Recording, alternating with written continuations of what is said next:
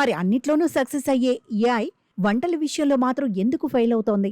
ఎందుకంటే వంట అనేది కేవలం లెక్కలు కాదు, అదొక అనుభవం, అదొక కళ. ఏఐకి లెక్కలు తెలుసు కానీ రుచి గురించి తెలియదు. మీ ఫ్రిడ్జ్లో ఉన్న పదార్థాల్ని పట్టి వాటితో ఏమేం చెయ్యొచ్చో ఏఐ చెప్పగలదు.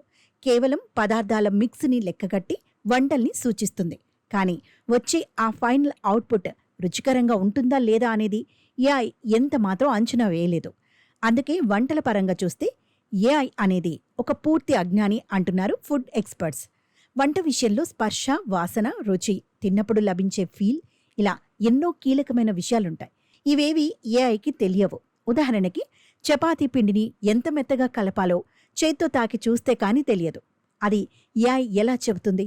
ఇక పోపు వేగేటప్పుడు వచ్చే సువాసన ఏఐకి అర్థం కాదు. అందుకే దేనిని ఎంతసేపు వేగించాలో సలహా ఇవ్వడం దానివల్ల కాదు. అలాగే ఒక వంటకంలో పులుపు, కారం, ఉప్పు లాంటి రుచుల్ని ఎలా బ్యాలెన్స్ చేయాలో ఏఐకి ఎంత మాత్రం తెలియదు. ఒక పదార్థం లేనప్పుడు దానికి బదులుగా మరొకటి వాడవచ్చనే అనుభవ జ్ఞానం కూడా ఏఐకి ఉండదు.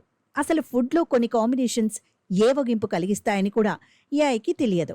అయితే ఏఐ వంటల ఫెయిల్యూర్కి కొందరు ఇతర కారణాలు కూడా ఊహిస్తున్నారు. వంటల పరంగా క్వాలిటీ డేటాని ఏఐకి ఇవ్వకపోవడమే ఇందుకు కారణం అంటున్నారు.